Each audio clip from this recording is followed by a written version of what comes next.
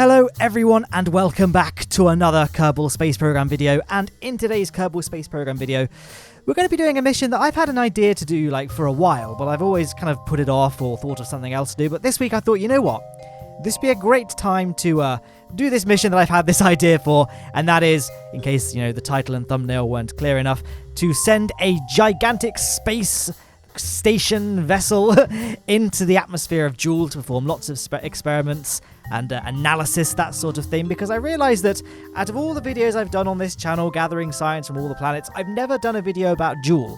Obviously I visited Jool's moons, I've got science from every Jool moon, and indeed I've got science from space high above Jool, possibly near Jool as well. I can't remember my back catalogue that well, but I've never actually got science from, the Julian atmosphere itself. So this might yield some interesting new information for Lowne Aerospace that we previously never knew.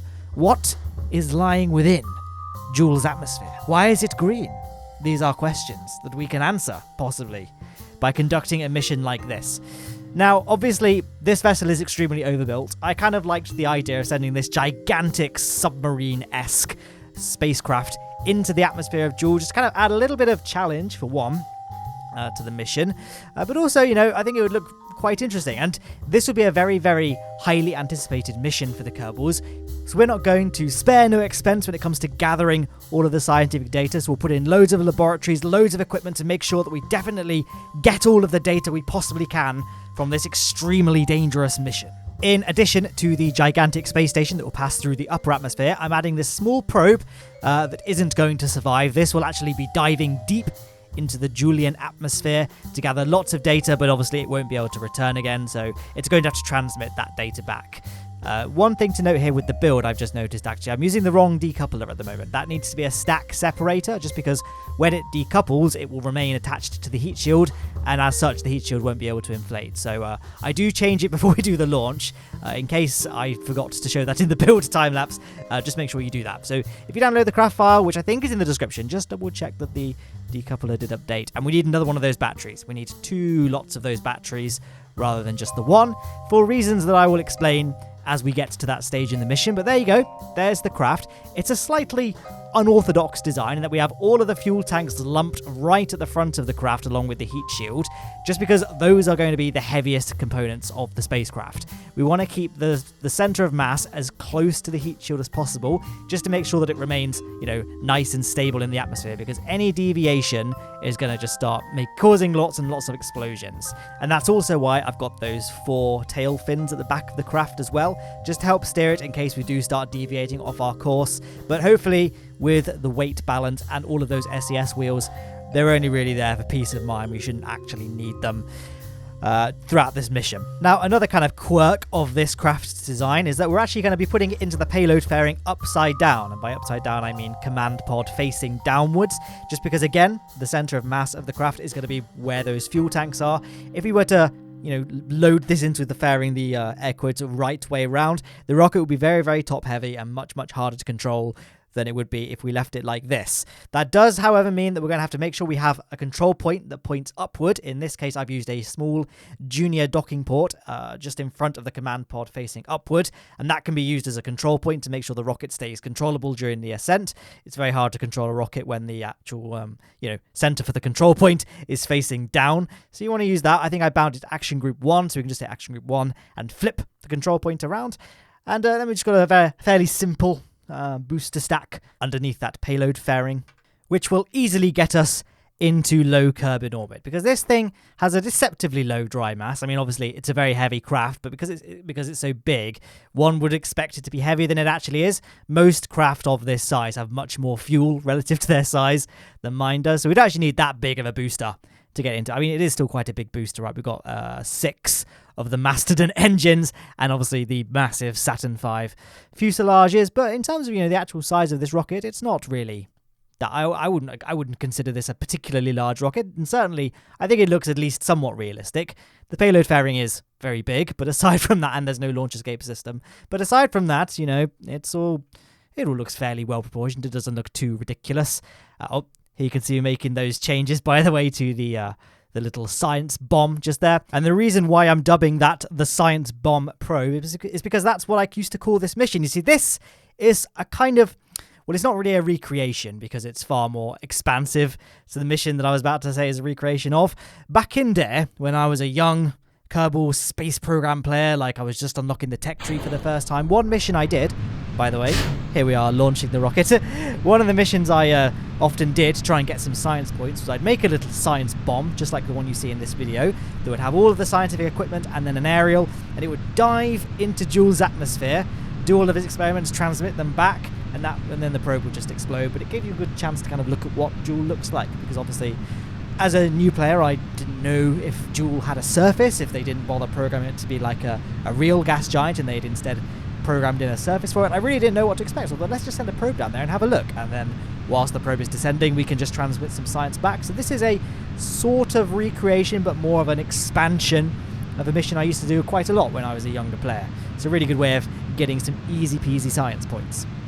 So, you know, if you wanted to, if you're unlocking a tech tree yourself, or just trying to accrue some more science for whatever reason, in a career mode, for example, then this could be, you know, a good mission to do. Maybe not quite to the overbuilt scale that I'm doing in this video, but certainly it might be something that could just be a fun thing to do in a video game. By the way, there goes the first stage, just there being pulled safely away from the Rhino engine using those 4 Sepratron boosters. It's not a recoverable booster, unfortunately. It's just going to get destroyed upon impact with either the ocean or the land, wherever it ends up hitting the planet. I probably should have planned the trajectory to make sure it didn't accidentally land on some beach filled with holiday makers, but, you know, we're exploring space. You know, we can't afford to think of things like that. And now that we've finished with the Rhino engine for now, we can get ready to deploy the payload fairings and get ready to circularize. Now, as you can see, we've not got very much Delta V left in that lower stage. Luckily, it is just enough to perform our circularization burn. I'm going to leave 10 Delta V left in this stage, just so it has enough fuel to then deorbit itself once we're done with it. Unlike the previous stage, this stage is a recoverable engine, so we can make sure it can deorbit itself. We can recover it, get some costs back, and switch back to the mothership left in a safe orbit, not on a suborbital trajectory. Here we are, exiting that maneuver node burn now. Then I'm just going to be very, very slow watching that Delta V reading on the left-hand side. Oh, I thought I was going to aim for 10 meters per second left, but never mind, 4 meters per second is fine. As you can see, now that we've ditched the colossal weight of the vessel it was pushing, we now have a lot more Delta V, so we can easily deorbit ourselves. Well, I'm using the present tense. Obviously, it just happened, but I figure you guys could probably see that by watching the screen. And then we can just coast our way down. Look at that, lovely. Nice and shallow trajectory, so didn't lose anything to the effects of the re-entry heating. And with those parachutes there, probably an excessive amount of parachutes to be fair, we survived the touchdown too. So that Rhino engine will live to fly another day. Now it's time to switch to our mothership, of course making sure that we are now controlling from the command pod rather than from the docking port, because otherwise we'd be deorbiting ourselves just there by burning prograde. And there, everything is now ready in orbit. I think this thing looks really, really nice. I was really happy with how this thing turned out. The reason I've got that little lander can behind the command pod is because I like the fact that it's got a big window that points straight down, or up, I guess, relative to your perspective. But we're going to enter Jool's atmosphere in the orientation where it's facing down, so a Kerbal can sit in there and get a really nice observation looking straight into the atmosphere, right from within the belly of the beast itself, so we can get some good visual observations and photographs and Instagrams, all that good stuff. So that's another feature. I guess it was a shame I didn't bring many Kerbals with me. I probably should have engineered a slightly bigger re-entry pod than the one we have, so that we could have brought more Kerbals with us. But, you know, Jebediah, Bill and Bob, they're the best of the bunch. Best of the bench, best of the bunch. They are more than qualified to handle this mission all by themselves. And speaking of the re-entry pod, in case you couldn't tell where it was during the time-lapse, it is just the command module there. It's got a little heat shield and a docking port. Some of you may be concerned that if we were to decouple the decoupler, it will just, you know, propel the command pod into the SAS wheels in front of it, and it won't actually escape from the confines of, you know, the rest of the craft's structure. But luckily that command pod has some RCS thrusters and a monopropellant tank built into it, so we can use RCS to get ourselves clear of the rest of the spacecraft before we slam into Kerbin's atmosphere. Now here you can see me adjusting our trajectory so that we get ourselves a Tylo encounter.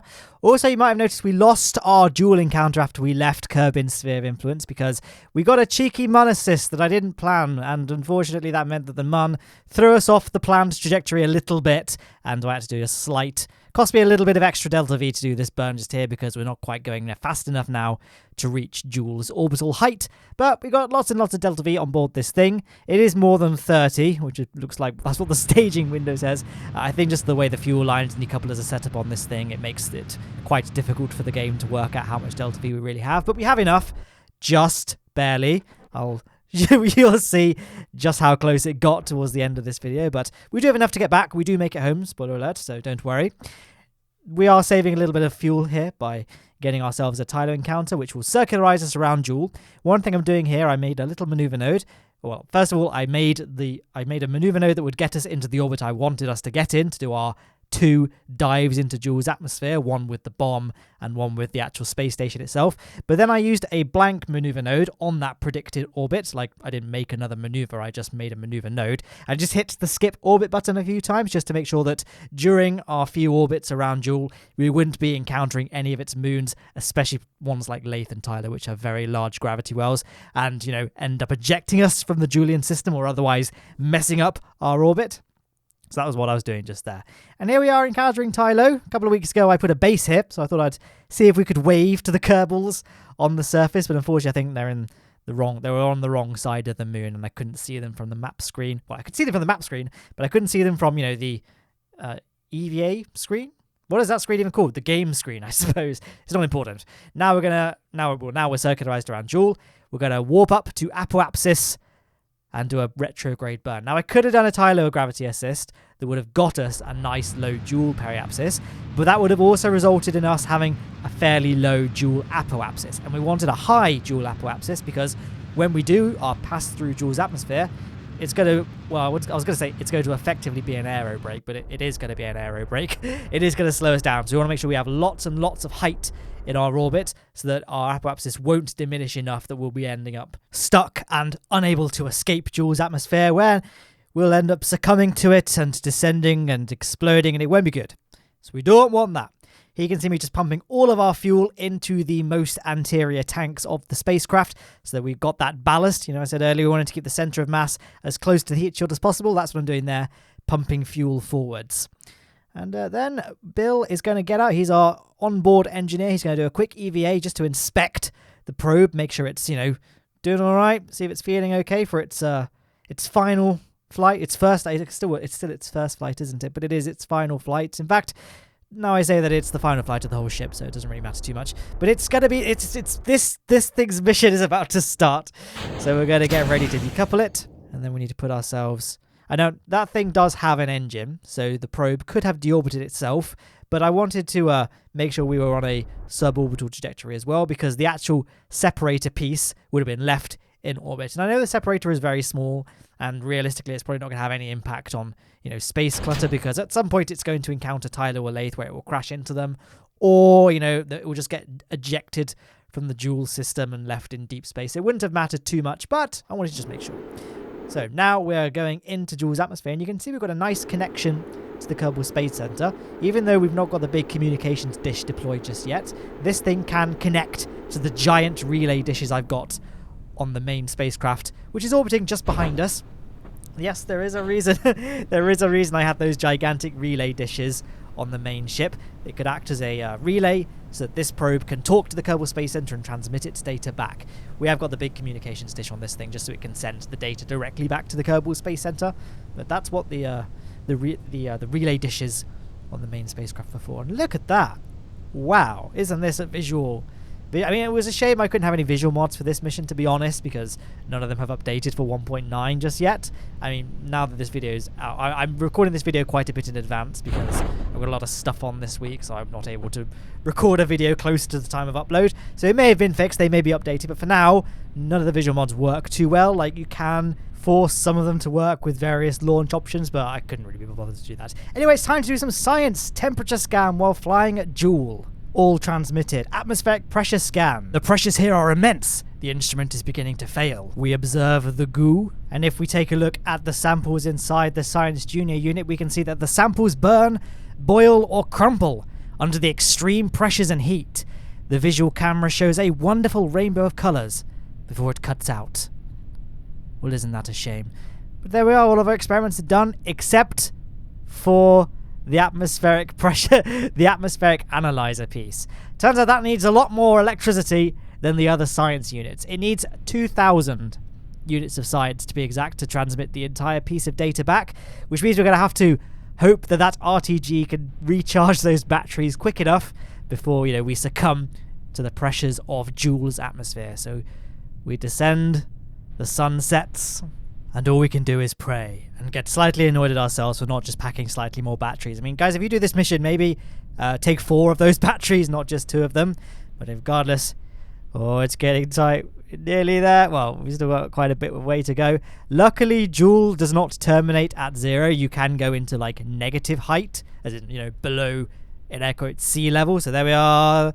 I slowed it down because I didn't know if we'd explode, but no, we made it past the 0 mark. Now we're descending into unknown grounds, and we just got it. Still can quickly transmit that data back through the atmosphere. That's a very good communications dish to be able to transmit back through what we just descended through, but look at that. It's all done. We can breathe a sigh of relief.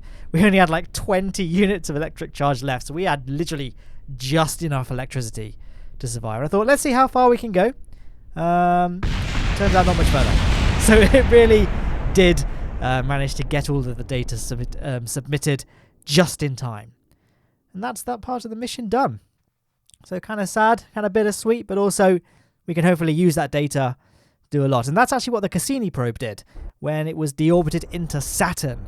Rather than just, ditching it and that was it, they actually made sure all of its dishes were pointing back towards Earth, and it transmitted as much data as it possibly could as it, crumpled up and disintegrated when it hit the immense pressure of Saturn's atmosphere. So that's kind of a real-life counterpart to that science bomb that we just deployed. But yeah, now it's time for the dangerous part of the mission. All of our Kerbals are ready in their respective seats to commence their mission. Jebediah gripping the control stick with some fear in his eyes, but he's not. He's smiling. They're all happy. They're Kerbals. They do not fear death like we do.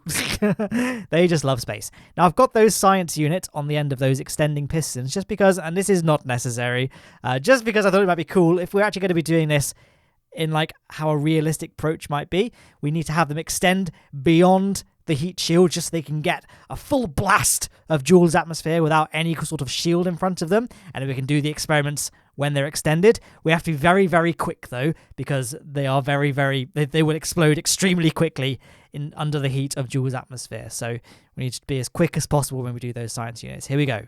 The atmospheric line starts at 200 kilometers. Okay, go! And then retract. And we did it. If we extend again quickly, we see, do you see how quickly those temperature gauges appeared? So we couldn't do the science experiments any deeper into the atmosphere, but we still got lots of data nonetheless that we can look into once we've reached a safe altitude. But now it's time to begin the second phase of this mission, where we can do some more experiments that are on board those 2 laboratories. Obviously, this is all just now playing make-believe, but hey, that's part of the fun of Kerbal Space Program, isn't it? Making your own little internal headcanon lore and doing missions out of your own imagination. Jebediah's got a cracking view out of those windows. Bob hasn't got so much of a good view, but he's busy doing science. He's looking at all of the data that the internal instruments are gathering en masse. In fact, there is a little miniature lab inside the lander cam as well, and that's not just like, I didn't just make that up. If you actually look at the IVA review, there is like a little experiments bay in there. So there's probably little pieces of equipment whirring away as well, and those big dishes at the back there absorbing stuff, probably, I imagine, too. So there we are, lots of stuff for Bob to be cracking on with as we begin our ascent out of Jool's atmosphere again. Me personally, I think Bill has the best seats in the house, but he also has the most dangerous job coming up. You see, we've done all of the science experiments that we need to do, but there is one other piece of data, and that is an EVA report from Jool's atmosphere. So here I'm just deploying those science units just to get a feel of the temperature, and it was fine, so we quickly go on EVA and do the EVA report before we leave the atmosphere. So I used the science units just as a gauge to see if it would be too hot for a Kerbal to survive. As soon as those temperature gauges popped up, I knew that Bill would be roasted if he got on an EVA, so I waited until the temperature gauges didn't immediately appear on those science units, which turns out it was only a couple of 1,000 meters from the edge of the atmosphere. So we had to be very quick with the EVA report, but, Bill, he's a trained professional. He doesn't need to think twice about doing his EVA report. He can just do it in an instant as soon as he gets out of the capsule. Now, there is, of course, one extra chunk of science we can earn, and that is doing all of the experimental pieces again in space near to Jool, because I think I've only ever done these experiments when in space high above Jool. So we can quickly use Bob, the scientist, to reset the Mystery Goo and the Science Junior units, and then we can do some science from space near Jool whilst we're still here, because this will be one of the last times we spend any amount of time near Jool in space. Oof, what a sentence. Anyway, now we can store the experiments in the command pod. One thing I have a bit of a bad habit of doing, because I guess for me it makes no difference because I've unlocked everything in the tech tree at this point, but I have this habit of not remembering to store all the experiments inside the command pod before we re-enter Kerbin's atmosphere, and thus we just lose all the science points we earned on the mission. So that's what I was doing there, just quickly storing all of the experiments into the one unit that will survive Kerbin re-entry. And now that we're back at Jool Apoapsis, we can do a quick periapsis burn just to make sure that we're not going to re-enter and unnecessarily subject our Kerbals to even more danger burning through Jool's atmosphere. And we'd probably end up losing a bit too much speed from our orbit, and we wouldn't have enough fuel to get back. But as you can see, fuel, we don't have that much of it. We can get some extra delta V by dumping the empty tanks and, of course, the big heat shield as well. Doing all of this prior to our circularization burn to ensure that they get destroyed in Jool's atmosphere. I did forget to change my trajectory somewhat, so we did end up crashing back into the heat shield, and it destroyed one of the science clusters. And luckily it wasn't the science cluster that still has all the data from space near to Jool in it, so we didn't lose anything. And in fact, we actually gained a little bit of extra delta V because now our dry mass is slightly lower. That being said, our dry mass is still very, very high. We've only got 1,444 meters per second of delta V, which is a lot, but given our current orbit, it's going to take quite a lot of fuel just to get out of the Julian system. So vanilla, without doing anything else to save fuel, we don't have enough fuel to get back to Kerbin. But luckily, the Jool system has a little Jool, and that's the J-E-W-L spelling of Jool just there, in its orbit, and that little Jool is Tylo. You can use Tylo to get back to Kerbin on the cheap. All we need to do is get a Tylo encounter, and that can swing us into a much bigger orbit, thus meaning that we don't have to spend as much fuel to get back to Kerbin. I didn't get a very good Tylo assist. I think I planned the maneuver node from a more bird's eye perspective, and I didn't notice how drastic our inclination was going to change. So we're going to have to do a couple more Tylo gravity assists than we might have needed to, just to correct that. I'm going to quickly showcase here the importance of quick saving. I time warped a bit too fast, and we got a bit of a glitch with the Lathe encounter, and our orbit didn't end up being what I planned it to be. So we did that again with much, much slower use of time warp, and as you can see, our orbit actually stayed correct. Just be careful with time warp and always use quick saves, just because sometimes the game does just glitch out like that. Anyway, there's Tylo helping us out, old friend, as we swing by, not for the final time, but one of the last times at least. And then we're going to see how we ended up and plan another maneuver node. Now, as it stands, I made a quick maneuver node just to see if we now have enough delta V to get a Kerbin encounter, and we don't.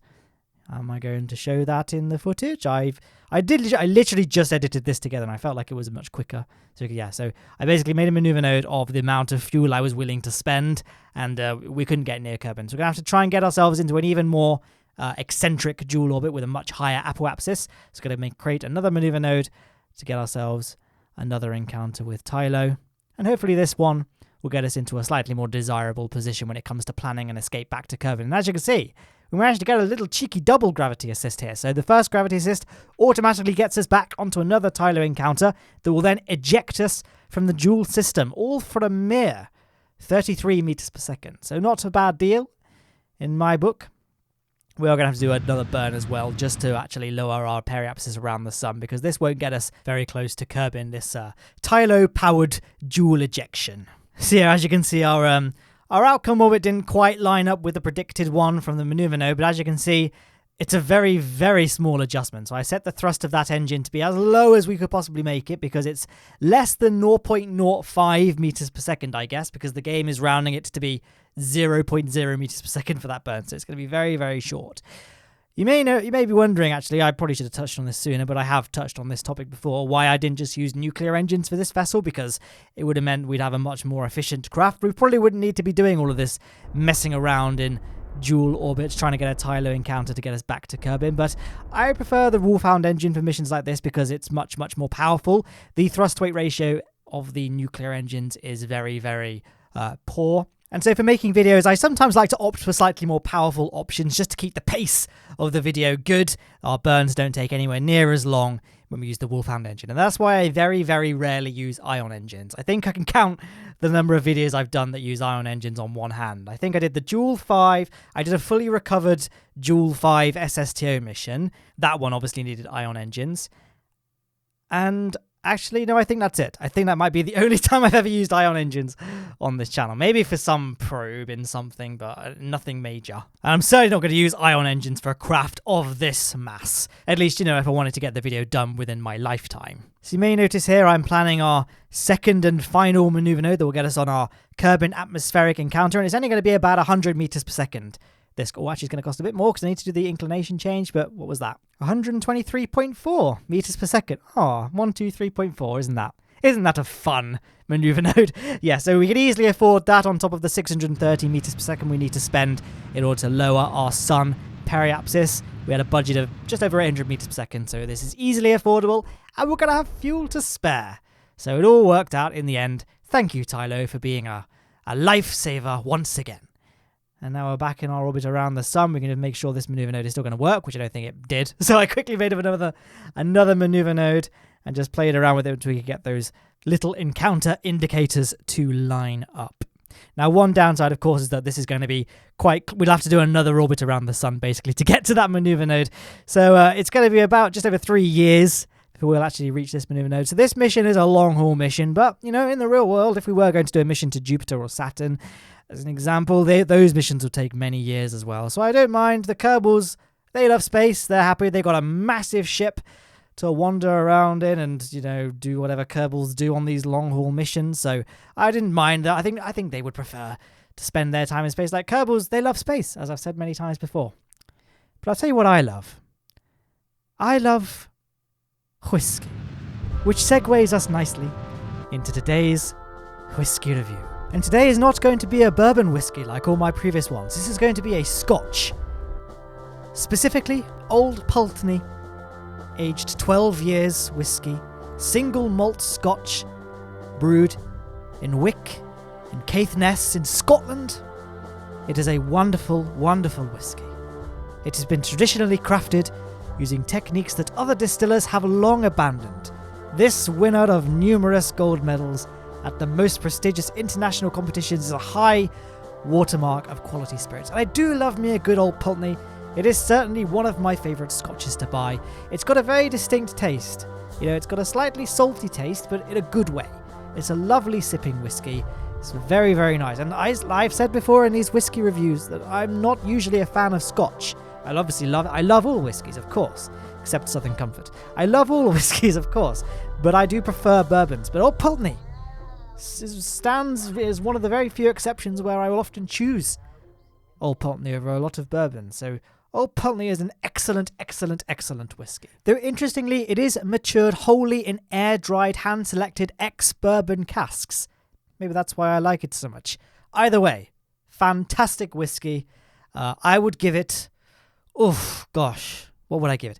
I would probably say 7.5 out of 10.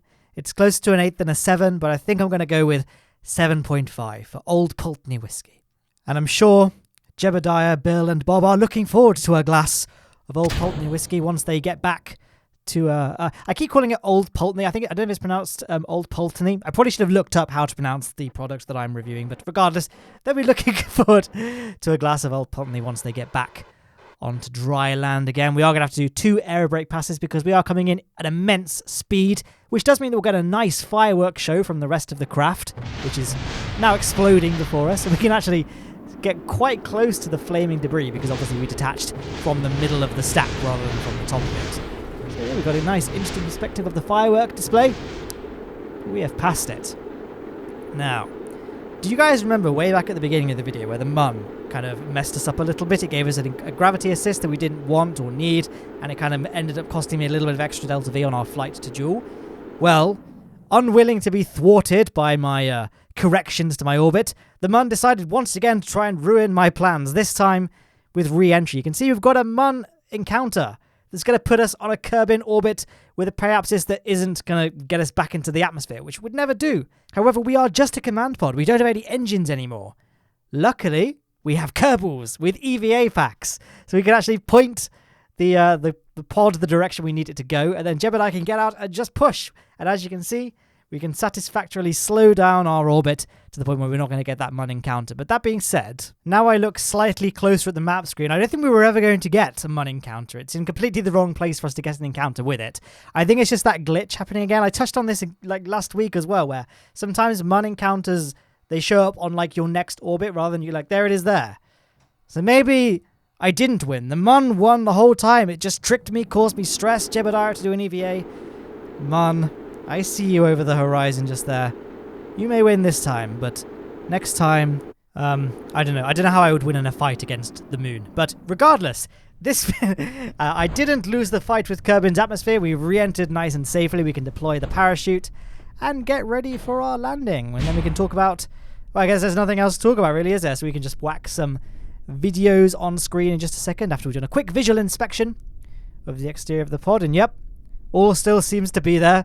Jebediah, Bill and Bob can look forwards to their celebratory glass of Old Pulteney for pulling off this extremely dangerous, extremely ambitious, but ultimately very valuable mission. Well done, guys. On the left-hand side is a video chosen for you by YouTube's recommendation algorithm, but on the right-hand side, I'm actually going to put a link to my most recent Planet Coaster video, because a lot of you don't watch my Planet Coaster videos, which is fine, but I'm doing like a little mini-series of just 2 episodes. If you wanted to give it a little look, it's there on screen. Otherwise, description, subscribe, Patreon, all that good stuff. Thank you so much for watching.